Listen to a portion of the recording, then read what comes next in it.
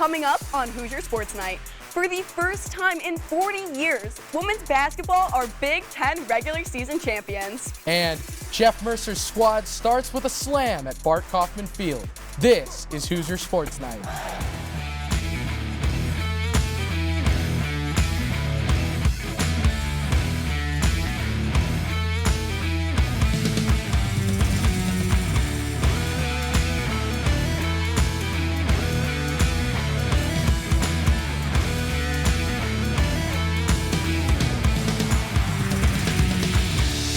Hello and welcome to Hoosier Sports Night. I'm Ashley Voss. And I'm Gabe Pontones. Ashley, how about that women's basketball team? God, they are just dominating, and I don't see them slowing down anytime soon. Speaking of women's basketball, the Indiana women's basketball team had a historic weekend. We send it to our Brianna Baylog for more from Assembly Hall. History was made in Assembly Hall. The Indiana women's basketball team defeated Purdue 83-60 in front of a sold-out crowd, but that's not all. They are shared Big Ten champs. Just really proud, of this group, and they set out to do this, and so, I'm not surprised by it. This is one of their goals. They have other goals as well, and so, this is sort of, what their expectations were. But there is still more work to be done.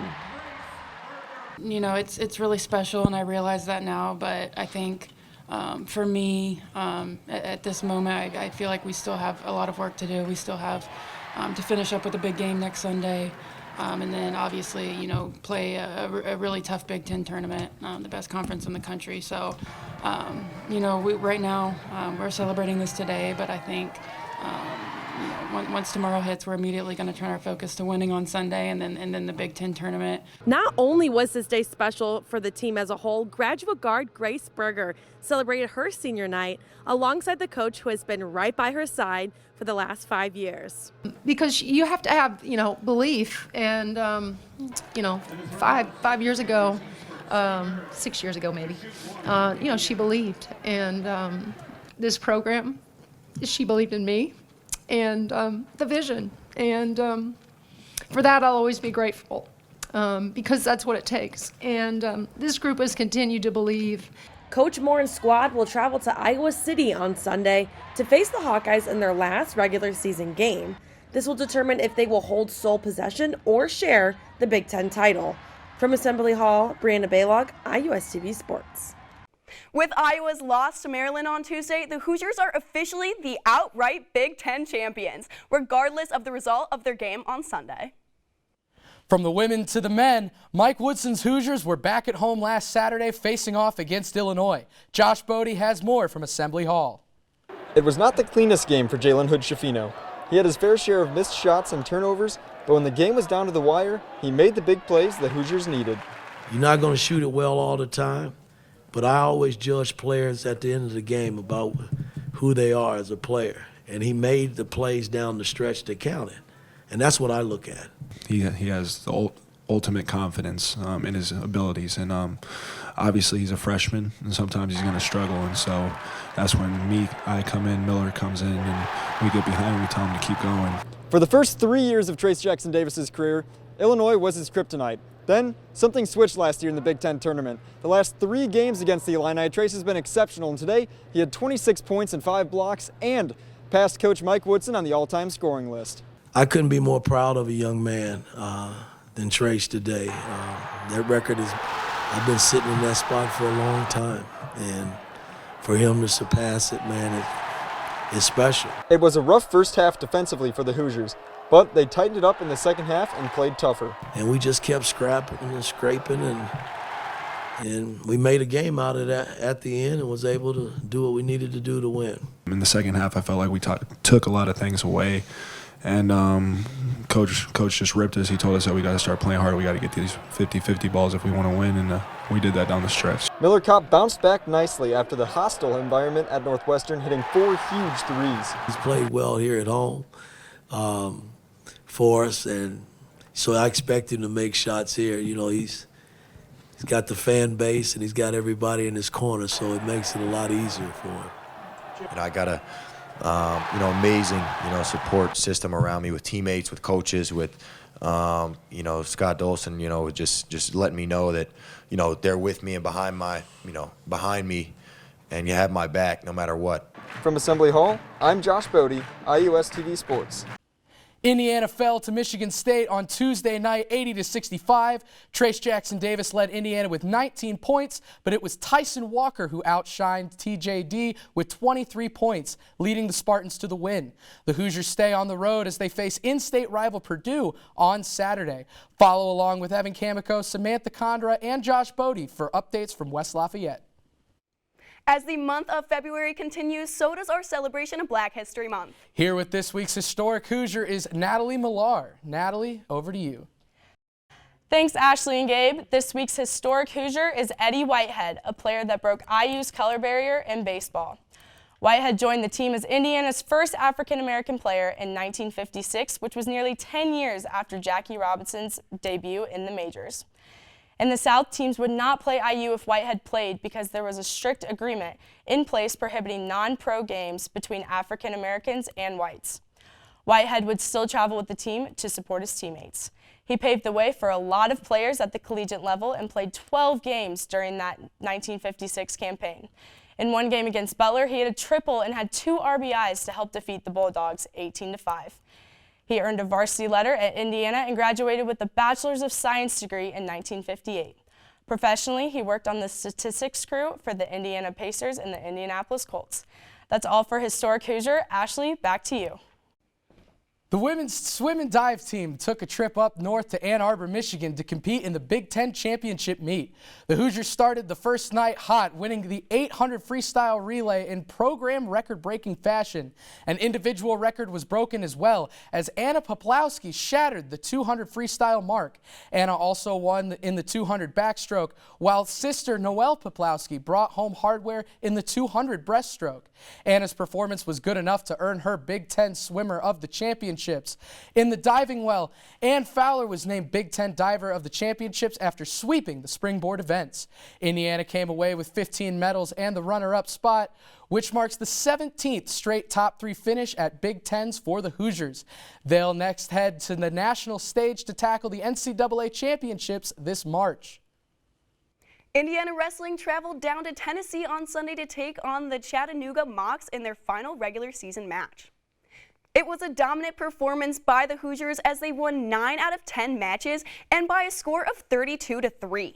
It started off with a big battle that Indiana's number 24 ranked Henry Porter came out on top.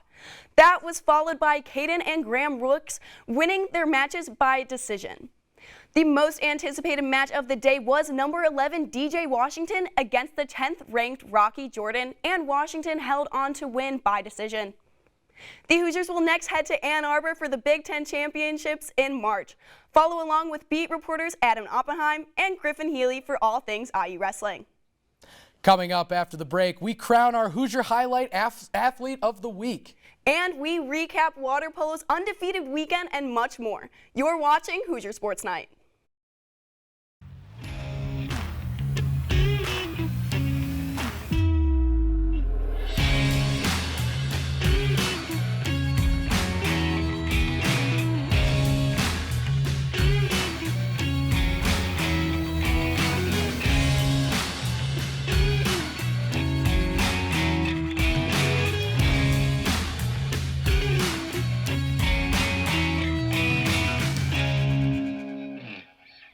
Welcome back to Hoosier Sports Night.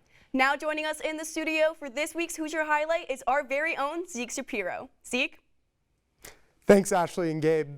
For IU women's water polo, winning is the name of the game, and our Athlete of the Week knows all about that. For the number 12 ranked Hoosiers, sophomore Sophie Wazan is at the head of this underwater powerhouse. So far this season, the former all-academic Big Ten attacker from Los Angeles has been riding a wave that's propelling the Hoosiers towards a coveted top 10 ranking. In 17 matches, Wazan has tallied 5 goals and is second on the team with 10 assists for a whopping 15 points. That comes out to an impressive plus-minus of plus 13. Against number 11 ranked Pacific University, Wazan had an incredible performance, getting 2 goals to go along with 2 assists in the Hoosiers' 8-5 upset victory. Wazan has played a massive role in the Hoosiers' success and will look to continue her solid play as the season progresses. That will do it for this week's Hoosier Highlight. Gabe, back to you. Thanks, Zeke. For more on Wazan and the water polo team's weekend, our Ashley Voss has the recap of the Indiana Classic. The Hoosiers beat St. Francis 13-5, Wagner 8-7, Pacific 8-5, and Salem 22-5. These games allowed many girls to gain experience in the water. When we have opportunities to play everyone and get either like younger girls experience or reward girls who maybe aren't playing in like the tight games, like it's my job to get as many people in the right spots, and so that was for sure an emphasis against St. Francis and against Salem. This was yet another win-filled weekend for the Hoosiers as they dominated all 4 teams this past tournament. They are able to adapt and overcome anything thrown their way, including a new player from Australia coming in just this past semester. I think if any other school I went to, it wouldn't be this easy, but coming as a mid-year, everyone was already friends. They've really done like a really good job at making me feel welcome. It's been really nice, and it almost feels like I've been here for ages because of how like nice and welcoming everyone's been. She gelled in with the team really well. We're like a family, and it's important to every girl on the team that everyone else on the team feels welcome and comfortable. So they did a great job welcoming her in. Coach McInerney hopes their solidity as a team and these wins will get the girls hyped for their bigger competition in California this upcoming weekend. We're trying to create and sustain momentum. We talk about that in game, and then we talked about using this past game against Salem to create and sustain momentum as we prepare for next weekend. We are going to play Arizona State out in California in a tournament that features, I think, like 15 of the top 16 teams in the country. So it's another great test of where we're at. Keep up with next week's coverage for the UC Irvine Invite. From Bloomington, Ashley Voss, IUS TV Sports. The Hoosiers will be back at home March 4th competing against Stanford. The Indiana track team had a record-breaking weekend at Notre Dame in the Alex Wilson Invitational. The men's distance medley relay team of Camden Marshall, Micah Campbell, Parker Raymond, and Jake Gerber ran a blistering relay to set a school record in the event. The time places the Hoosiers 3rd in the Big Ten and 10th in the entire nation. Maddie Dalton, Alyssa Robinson, Jenna Barker, and Sarah Schmidt logged the 7th fastest relay in school history as well. The Hoosiers will next head to Geneva, Ohio for the Big Ten Indoor Championships this weekend. Indiana softball traveled back down to sunny Florida for the ESPN Clearwater Invitational. The Hoosiers started off Thursday with a 4-1 loss to number 20 Louisiana.